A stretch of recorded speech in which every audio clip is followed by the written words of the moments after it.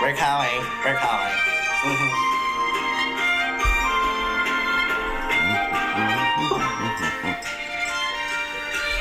Hello, is this Jeffrey? No, this is Harry. Yeah. Harry, I'm sorry. I actually was running late today. It's my fault. And so I don't even know who we're calling. Look at me already messing up. Welcome to the show. This is Outsider Tackle Box radio show and podcast. I got Tommy in the studio who was not late today. Actually, No, I was on time. I was on time. Hey, Harry, how's it going? Please excuse my friend here. He's running a little slow today because he woke up late and everything else. And I like to give him crap because usually the roles are reversed. And he's giving me crap because, well, sometimes I don't even show up.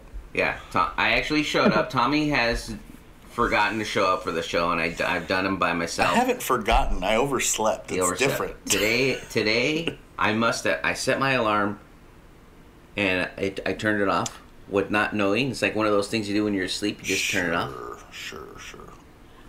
And but when Tommy shows up to the studio, it's like I don't believe that when me shit turns purple and smells like rainbow sherbet. He doesn't know how to turn on the anything, the equipment. No, I don't. That is not a lie. Like he could turn on the lights. Maybe. He could. That's questionable. He could set up like where we sit. I may stare at the light switch for about 30 seconds and ponder how it works. Here's what Tommy did do. He did make himself a coffee, but he didn't bother to pour a coffee for me. He knew I was running late. No. He just got himself a coffee, and I usually, when I get here early, I pour everybody because you're my secretary. I get everything ready, and then there's a few people here, so like I pour them a coffee, like I make everybody coffee. But does Tommy make coffee for me? No. You're my secretary. You're my secretary. Besides, I'm the the popular one. People look at you and they're like, "Who's that guy again?" They're like, Tommy. Tommy believes a fat guy. He's internet famous. I am internet famous. Every once in a while, people recognize him from the show. I'm kind of a big deal, and I'm not talking about my weight. And so they're like, "Are you Tommy from Outsider Tackle Box?" And like he gets so happy, he's got a huge ego now. And I've never been recognized, which it's fun because for the show, it's like Tommy's the guy, It's like we go somewhere and they're like, "Oh my God, you're Tommy!" And like I'm standing right there. What about that other dude that's on the show with you? And I'm thinking like, dude, he's standing right next to me, and they're like, "Oh, what's his name? That little nerdy dude." He's that guy you make fun of, right? Oh, that is you. Yeah. I'm like, oh yeah, I'll recognize you. I was like, that's him right here next to me. He's yeah. So welcome to the show, and actually you are part of the Death from Above group, so thank you very much for contacting us. We had two people on had Marco and we had Reed on. He's the founder of that group. Yeah. And so they're the best. For those of you listening, Death from Above is a local fishing group out in Southern California, and they go out weekly. They do all sorts of every stuff. Day somebody is going out fishing, and so it's a great group. They're putting on a fishing tournament. They do it all year long. They raise money for charity, and Death from Above is somewhere you could find them on Instagram and Facebook if you're looking for a fishing group and people who are going out, and that's important. That's what's great about social media is that you have people that you hang out with, but not everybody fishes like you and I, Tommy. Like we were lucky that we met each other and like, dude, we fish. Yeah, but, you say that. You can find somebody on like a fishing group, and Death from Above is a. I wouldn't call the day I met you lucky. Yeah, I was.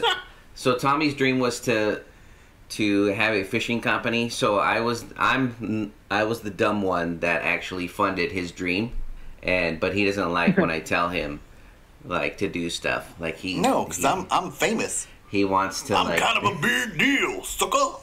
He wants to do it his own way. Anyway, so yeah, you sent in a couple of photos. You got some pretty awesome photos and, here. And you had quite a bit of chatter on your photos, which we love, by the way. So I was having a great time listening to people say that wasn't your fish, and I was like, that's perfect because I tell the story. I tell a story sometimes that's not even my fish. I know it's not your fish because I'm usually. But I take the story because sometimes people don't want to go on the show, and they don't want to tell the story, and so I make it like it's my own. But I sometimes tell people that story doesn't belong to me. It's actually, I sometimes give credit, but I don't always give credit.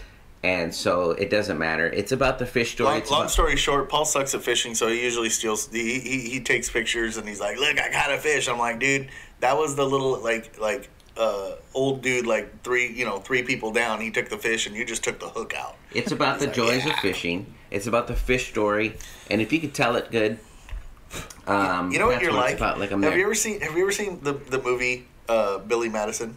Of course. And like that part when Chris Farley's like, "Yeah, me and her, we totally," and he's like, "No, you didn't." And he's like, "Well, could you imagine?" He's like, "No, I couldn't." That's how it is with you. You're like, "Yeah, I caught that big old fish." I was like, "No, you didn't." You're like, "Well, can you imagine what it's like to catch a fish that big?" I'm like, "No, you can't." He's like, "Well, yeah," and then you just kind of like stop. No, but it's great. So most people know this, but the Facebook and Instagram and social media works like an algorithm. So the more comments, good or bad, it's fun, man. It's fun. It gets clicked into another category, and so more people view it. And so, and I even commented on there. I was like, we don't care. Like it's funny. So it's funny that people would actually come on and say like. So let's talk about the photos here. We got you sent in 3 photos, it looks like, that I got here. And one of them, is that a Mako that you got there? I can't really tell in the picture. That is a Mako shark, I was going to say, it looks like a nice little Mako. That, how was that fight? Oh, let's give them the format. So sorry. The format of the show is just to tell us where you caught the fish, the bait that you were using, and then the size of it if you were able to measure it. So it's your fish story. Just go ahead and tell us where you caught that fish if you want to, and or the fish story behind it, like it's yours. But this is your story, so go ahead, Harry. I was on the boat called the New Del Mar out of Marina Del Rey. It's a really good boat. It's a half day, and you can also go full days on it. And we went out rock fishing. I think this was in November. And my friend right next to me, he'd got a tug, and he reeled up a rockfish. And about right at the top, he put it in free spool to try and bring it up. Yeah. And Mako came up from under the boat and just took it and ran with it back down under and spun around and tangled 3 of our lines. All of us together, because we were all using smaller gear. All we were doing was just you were rock fishing. We were using like big gear. Good time of the year for that too. All 3 of us were just cranking to bring the thing in, and the hook that ended up in his mouth was actually my friend's, like on the side. But we all 3 kind of like reeled it in together, I guess. That's awesome though, dude, because Makos are not an easy shark to catch. No. They're not. I mean, honestly, the 2 sharks that I've caught. I say no, but if you even went far enough to catch a shark. I've never even seen a shark. Actually, to be honest, you probably looked at that and you're like, "That's a nice sturgeon." That is a nice sturgeon. I've never seen a shark. I saw a shark once. I never seen anybody catch a shark. Going to the aquarium doesn't count. No, well, I've seen sharks at the aquarium. I got kids, so we go to the Long Beach Aquarium or San Diego. My wife loves to go to SeaWorld, and so do I. I can't say count, that I don't like either, but we see. Oh, and then when you go to Vegas, they have the shark aquarium. You're okay. Now you're rambling. That's pretty cool. Anyway, that's awesome. But the two sharks that I've ever caught, both of them are just. I mean, I've caught Makos, and they run. They actually jump. I mean, they'll launch themselves. It's actually kind of crazy. Yeah.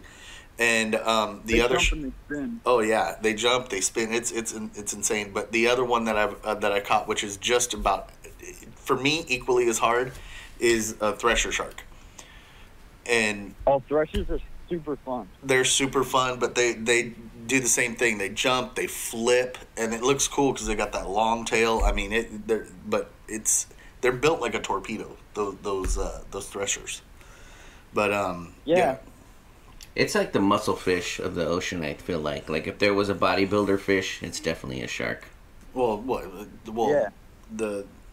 You're lame. Really? I didn't know you were gonna go with that comment. I was just like, what, why? It really is a muscle anyway, shark. so you got that, you got that it's thresher, the bully of the you got ocean, that mako, sort of, because the killer whales are kind of bullies too. Yeah. You're rambling again. So here we go. And then you next picture here. It looks like you got a few bonita there. Yeah. So on that trip, I actually pulled up about 28 bonita. I was on a native sun. Yeah, and we were just. I threw a Patty 45 scrambled egg color, throwing it on top with the trebles. Oh yeah. And I like the single hook better. That's what I was using in the beginning, because I can just reel them in and just grab the tatty and just shake them off and throw it back out there. Yeah. And the reel that I was using for that, I use literally for everything. Like I use it shark fishing sometimes. Yeah. As a Lexa 400 Win HG. It's a great reel, and I have a Phoenix Black Diamond 9-foot iron rod. Nice.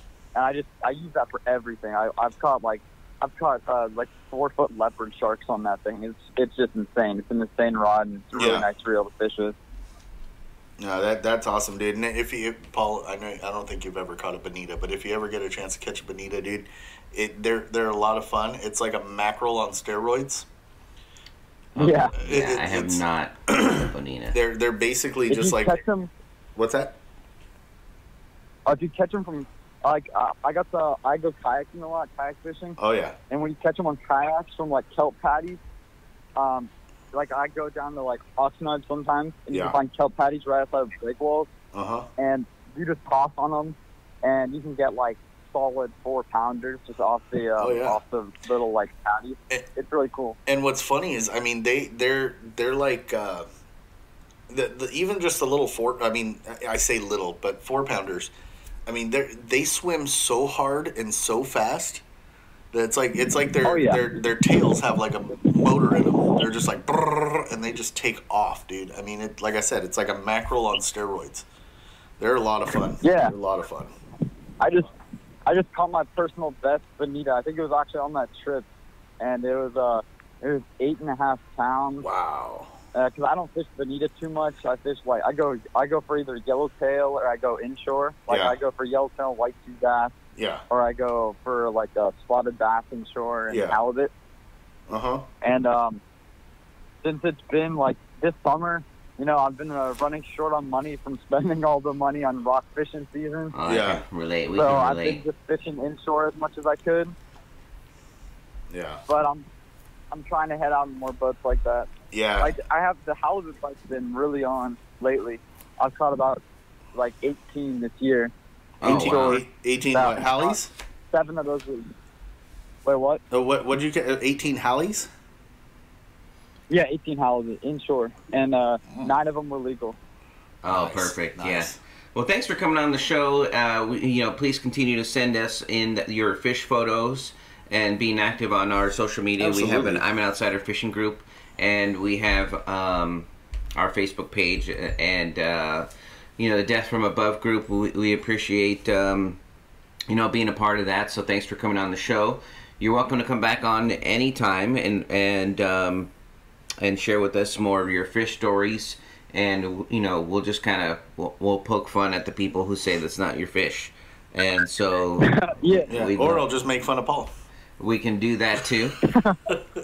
So from all of us here at Outsider Tackle Box Radio Show and Podcast, fish more, tight lines, buddy. Have a great one. Have a good Saturday. Get out there and fish, man.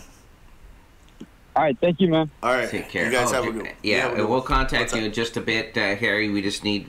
For coming on the show, we're going to send you some free stuff, and so just message us so we know where to send it. Yep. Oh, thank you so much. All right, man. You have a good one. Bye. Take care. All right, you too.